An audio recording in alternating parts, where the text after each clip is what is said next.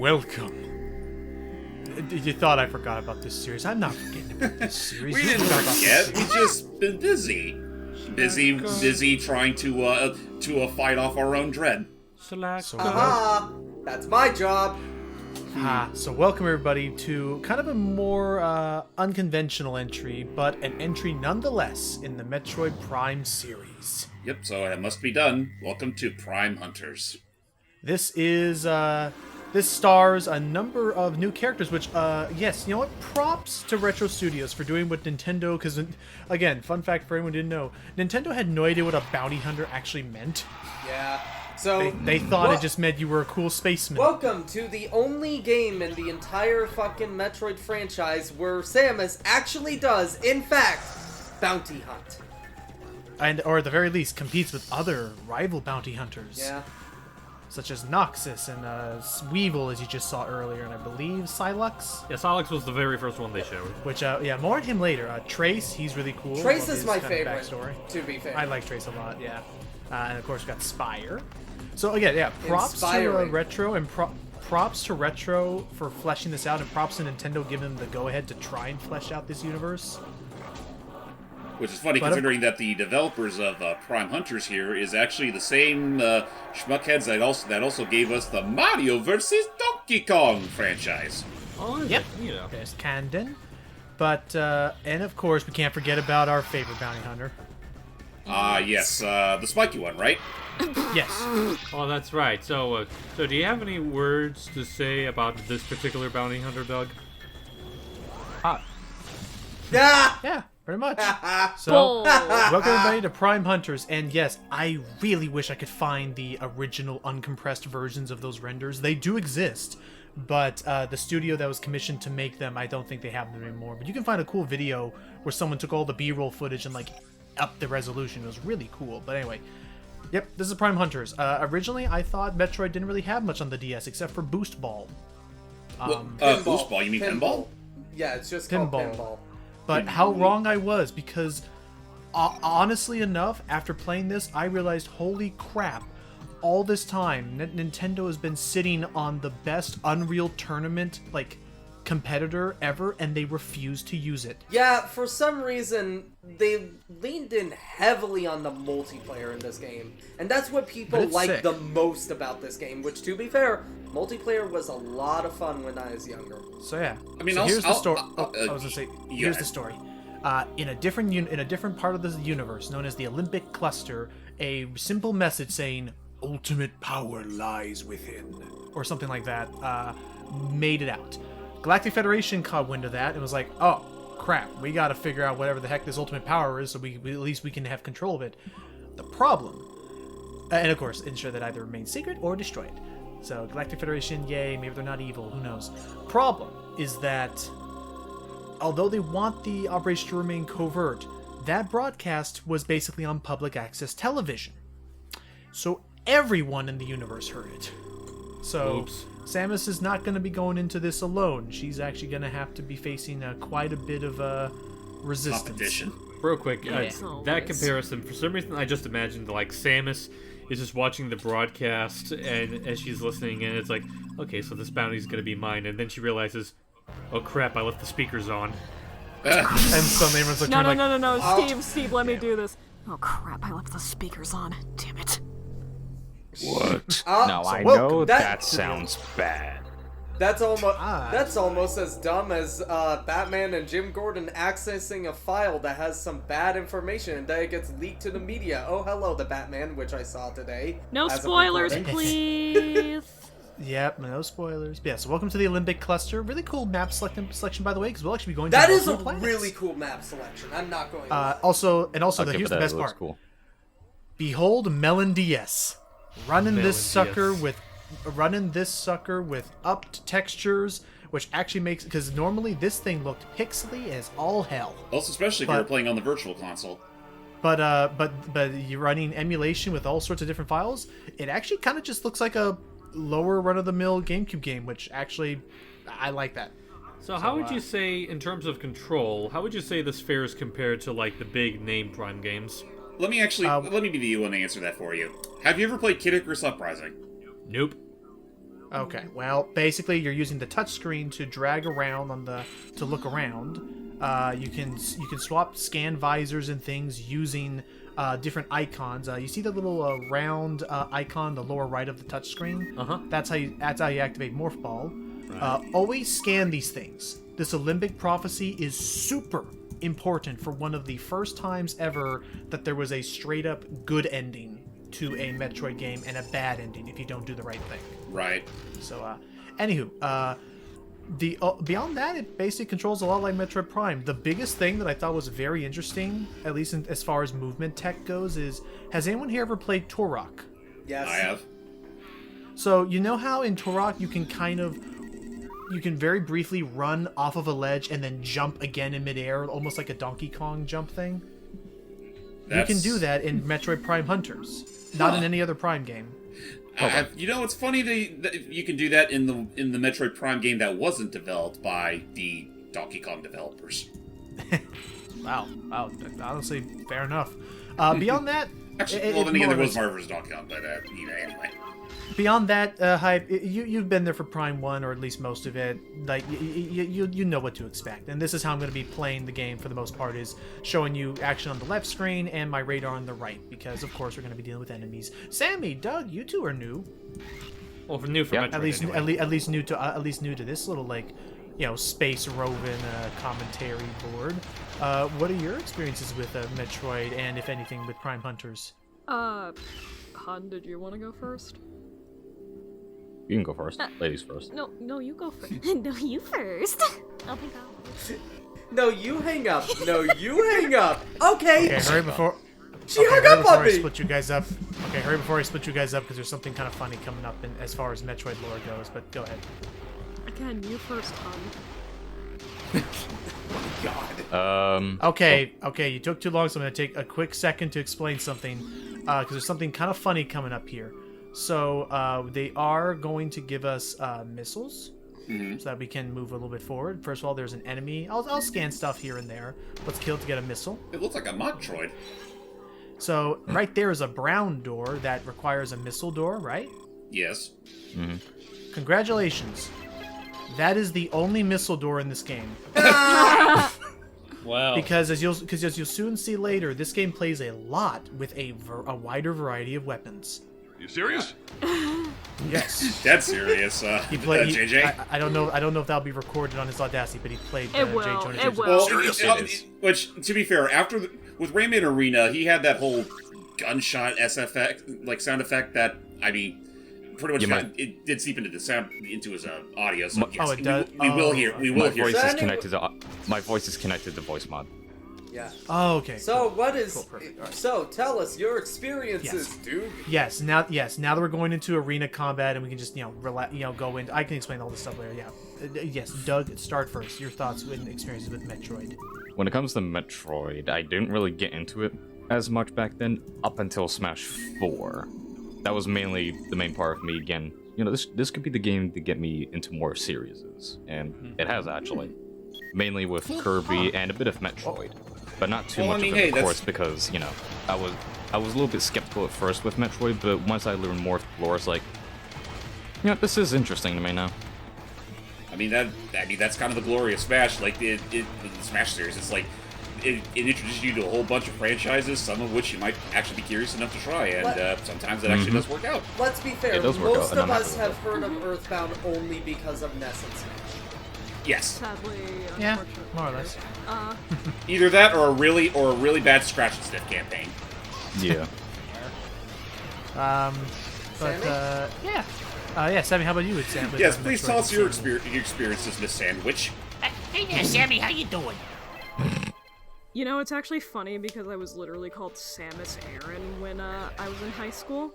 The funny thing. One of my friends called me Samus Aran because I guess I'll put my name out there. My initials are SA, which is the same as Samus. Oh, that's sick. Yes. That actually is and pretty of cool. course my Alrighty. full name is Samantha. Oh no, we're so- collecting Hearthstone. Yes. Well, more on that later. Again, another Turok parallel. The way that the typical gameplay loop of this game works is you're trying to find key fragments to put into a portal to be able to go and access the next boss. I gotcha. Anyway, sorry, please continue. Yeah, back to you, Sam. I actually found out about Metroid, or particularly Samus, through Smash Brothers Brawl, because that was my first game. And I was like really fascinated in Samus, because especially the Zero Suit part, I was like, wait, Samus is a girl? That's pretty dope. Also, it was like, wow, this character seems interesting. One of my friends, who called me Samus Aran because he was a huge Metroid fan, explained most of the lore to me, and I was like, huh, okay, she seems cool. Maybe I might try out the game. Never did.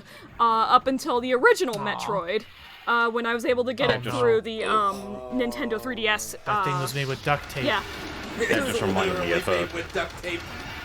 That just reminded me of a blocked memory I just had. Like, one of my closest friends from high school actually played more of Metroid, specifically, like, I think the old style Metroid, even Super Metroid. During high school, when lunch was about to start, he just played Super Metroid, and I was like, damn, you're really good at this. Yeah, no. Oh, and I guess really quick to explain my I guess gameplay setup is that first off, I'm playing this similar to how I recorded Kid Icarus Uprising, where green door, I can't go in there yet. Where I actually am the way I'm playing this game is that I'm actually holding my controller. I'm actually holding a controller in my left hand, like the left half of it. Who is that? You look Robotsman. You certainly look like more than just that regular fodder. Camden. I will not let you pass. You have to chase me. So yeah, that's Camden. He's one of our rival bounty hunters. He's from what I recall from his story, he was a scientific experiment gone wrong, and yeah, he specializes in the like green toxic blaster cannon. Simple stuff. Anyway, let's get this question. Anyway, so yeah, I'm holding a controller in my left hand so that I can control with the D-pad and the and press like the L1 and L2 buttons to fire and do missiles and things, while my right hand is holding the mouse so I can click and swipe around on the touchscreen to control camera. Man, that would be as weird as, two people playing a single-player game. By the way, Logan, where are we going to get back Matt, to RE4? we're never going to get back to that with your schedule. We will, It's definitely motherfucker! It's definitely something, but at the same time, respectable power. Yeah. And real quick, like going back to that, it's like I know it's mostly going to be between you two. If it was easy enough to set up, it would have honestly been funny if it was also a matter of like Matt actually had all of us as separate weapons. Yeah. Okay, I thought that'd be way too many. I thought you were about to things, say and, like have Matt. Speaking of weapon, this is Camden's theme, and you hear all their themes throughout the game. And basically, it's a bounty hunting fighting. Just shoot him, and fortunately for the first phase, he's just going to be in his morph snake mode, leaving bombs for That you. is a worm. That is a morph worm. And as you also see, another interesting thing that I can take advantage of is because of the multiplayer aspect, this game actually factors in headshots. Nice. So I can try and aim for their head in order to get a bonus I'm damage. just sitting here doing my Samus impression, just being like, well, this doesn't shock me anymore. I'm just used to this. I'm always used to this. Anyway, Well, that's before basically her MO. Go ahead, Hype. before I forget, you were talking about like that idea that Matt said, your idea of like Matt having us as different weapons. I thought you were about to say that the idea of like Matt having us as separate limbs, like you would have been the left hand, I would have been the right like hand. Octo No. Jazz? That would be called if we did a Tekken multiplayer session. Oh, actually, real quick, there is one other thing I can say. So sorry about this emulator. You may notice my screen gets shaky here and there. There is one graphical thing that this game could not replicate. So Camden's weapon of choice is a electric shock that, like, when it hits you, it like makes your screen go wobbly and you get all like stunned, like an EMP. Better and for worse, the emulator couldn't handle rendering the static, like, oh, I can't see where I'm looking. So I'm totally unaffected by it, but it does cause the screen to gently wobble left and right for a second. well, I hope you'll make sure to actually show an example of that in post-recording. Here it is! Alright, now on to me gloating about how I'm totally playing this the proper way. All's very good. Yeah. Actually, I guess I should go without saying, I mean, for those that have never actually touched the Nintendo DS way back when. From what I immediately remember, the first major signs of Prime Hunters was actually from a tech demo that came with the original DS, where it was literally called Metroid Prime Hunters First Hunt, which was like, again, just a simple little tech demo. Like, you got to control Samus on the Nintendo DS, and it only lasted, like, I want to say maybe 10 minutes or so. But it was basically just, again, a tech demo. Fair enough. I'm fairly certain that tech demo is more expensive than the actual game itself now.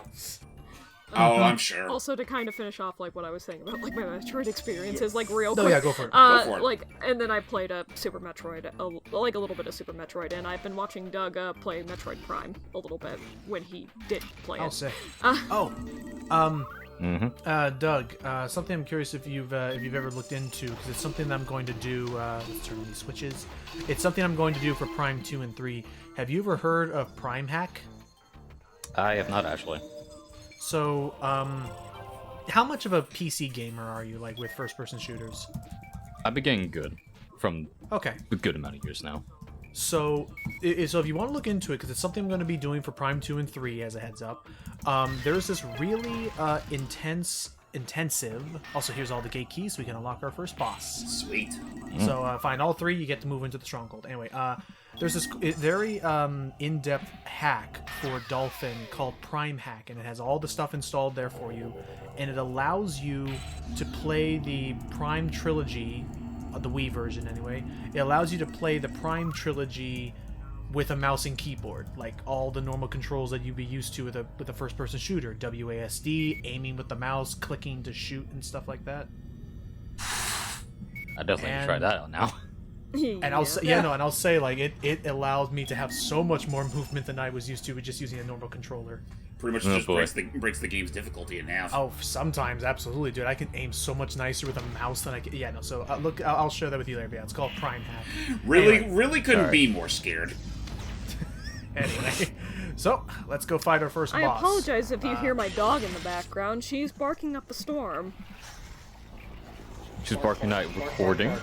She always does. Aww. Also, Oh man, that sounds really rough. Speaking of rough, of course, our first boss. Yes. Meet the Cretafid. And unfortunately, this is where I will have to now be negative. Except for the final boss, bosses are actually one of the weakest part of Metroid Prime Hunters. Incredibly. Because hi, meet the say hello to the Cretafid. Hello, Cretafid. Hello. And get ready to say that 3 more times, because this game has a whopping 3 bosses, and it recycles 2 of them ad nauseum. And yes, technically, the hunters are not considered bosses. Now they're mini-bosses at best. And if not that, the game literally calculates them on the same level as just a group of enemies. Like, because there is actually a random there is an RNG element to this game. Like, the more hunters you encounter, whenever you leave a planet and go into another planet, the hunters will cycle around where they are, so you'll have a chance to encounter one, all of them, sometimes even none of them if you're lucky enough, and you'll just be fighting these like basic NPC enemies instead. Also, just gonna throw this out there. This is basically the main gameplay with the Cretafid. Just shoot the blue gems until all of them are destroyed, then pop a couple missiles or your weapon of choice once we get those at its core, and it's dead. So I'm just gonna honestly tell you all right now. Once we start seeing the recycled phases of this boss later in the game, when it just starts, oh, it's this, but now he's moving around. Oh, it's this, but he's spinning. I'm honestly going to start kind of skipping past those bosses, because nothing else really interesting happens. You see it once, you don't need to see it another time. Yeah, especially with, oh my god, especially with frickin', what's his name, Slench. Slench is another boss I can see. Now, seriously, put that thing down. There's likely children watching this. That sounds like a Dr. Seuss thing.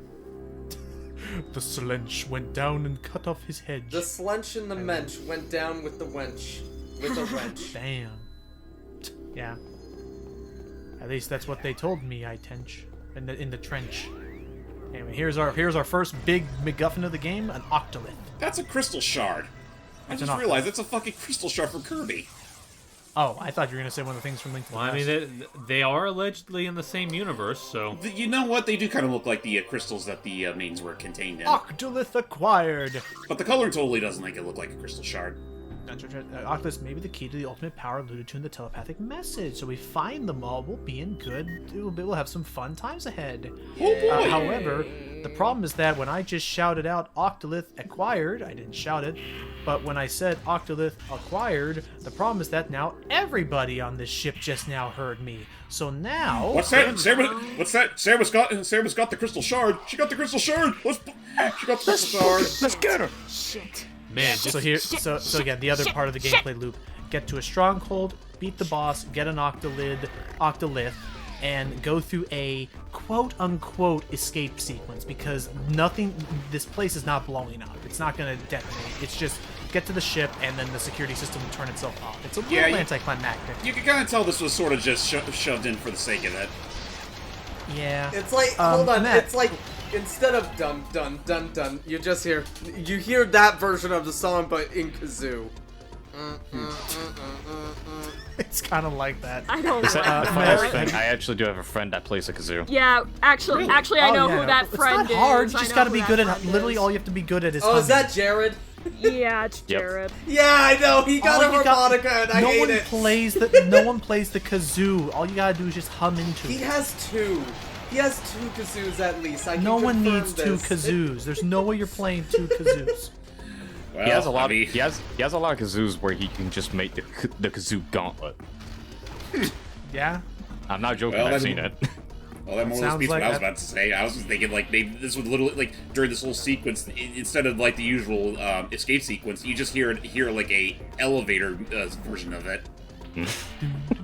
I'm actually gonna look that up and see if someone's ever made a elevator cover. But for now, dodge that. Not. Sheegoth? Yeah. I was thinking it was either that or the Magmor, but the Magmors were the lizards in the lava. Anyway, yeah. Just again, be swift at movement and. And watch out for traps. Yep, and we're gonna be meeting up with one other primary enemy of the game once we get to the final door before our ship, which is, I don't know how else to call them. I guess we'll just call them like Octo Hunters, because I don't know. Basically, you know what? Actually, I'm gonna. While I look this up, while I look up their official name, Matt, did you ever play Prime Hunters? Yeah, I did. When I was younger, I played Prime Hunters. I thought it was fine when I was younger, but I will admit, I definitely, like, I don't hate this game as much as other people do. I think it has its charms. Yeah, Go it ahead. has its charms. Like, Metroid Prime on the DS, oh my god, that is so charming. It's janky. And also... Oh, but I mean, it's not gonna be the game I go back to play through all that much. And also, my biggest problem, like, legitimately, my biggest problem, this is a problem with Prime Hunters, this is a problem with Prime 3, this is a problem I have with any of that exploration. There's almost none. Oh yeah, no. In this game, there is This zero. is a It's very linear linear. game, and I hate... There are some secrets, but it's again, see Turok. It's a very this plays more like a classic FPS. I hate You know, it's- whenever... I'm sorry.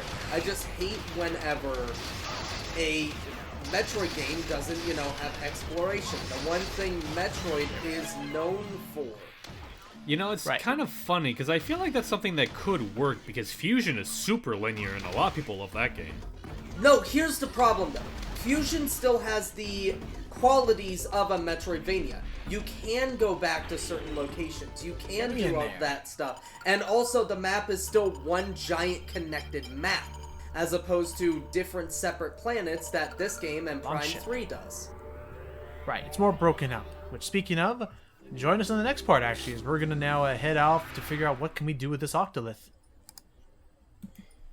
Hopefully make a better game with it. Stay tuned.